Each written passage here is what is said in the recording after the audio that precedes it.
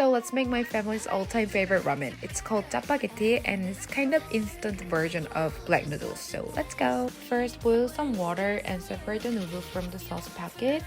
Since ramen is not exactly the healthiest, so my mom always talking about it. So we are cooking up some mixed veggies from Costco, and my sister is taking charge and cooking the noodles. And this is my favorite, green onion kimchi.